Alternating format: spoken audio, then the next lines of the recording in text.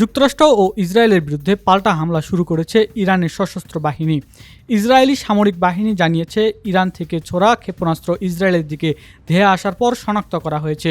এ কারণে দেশটির বিভিন্ন এলাকায় সাইরেন বেজে উঠেছে। এক বিবৃতিতে ইসরায়েলি সামরিক বাহিনী জানিয়েছে, সাধারণ জনগণকে ইসরায়েলের প্রতিরক্ষা বাহিনীর নির্দেশনা মেনে চলার অনুরোধ করা হয়েছে। এই মুহূর্তে ইসরায়েলি বিমান বাহিনী হুমকি প্রতিহত ও প্রয়োজন হলে আঘাত হানতে কাজ করছে। সেনাবাহিনী সতর্ক করে বলেছে, ইরানের প্রতিরক্ষা সম্পূর্ণ নিরাপদ নয়, তাই জনগণের জন্য আইডিএফ এর নির্দেশনা মেনে চলা অত্যন্ত জরুরি।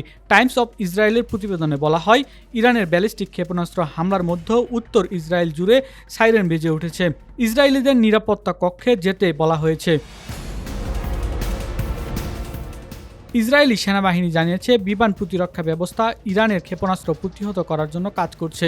সামরিক বাহিনী আরও জানায়, ইসরায়েলি বিমান বাহিনী হুমকি দূর করার জন্য এবং পাল্টা আঘাতের জন্য কাজ করছে। এর আগে মার্কিন যুক্তরাষ্ট্র ও ইসরায়েলের যৌথ হামলার ঘটনায় কঠোর বার্তা দিয়েছেন ইরান সংসদের জাতীয় নিরাপত্তা কমিশন প্রধান ইব্রাহিম আজিজি। সামাজিক যোগাযোগ মাধ্যমে তিনি লেখেন, ইরান তোমাদের সতর্ক করেছিল, এখন ইসরায়েল এমন এক পথের যাত্রা শুরু করেছে যা শেষ করতে পারবে না যুক্তরাষ্ট্র বা ইসরায়েল। এর আগে তেহরানের অতি সুরক্ষিত পোস্তর জেলায় দফায় দফায় বিস্ফোরণের শব্দে শোনা যায়। সেখানে প্রেসিডেন্ট কার্যালয় ও সর্বোচ্চ নেতার বাসভবন অবস্থান।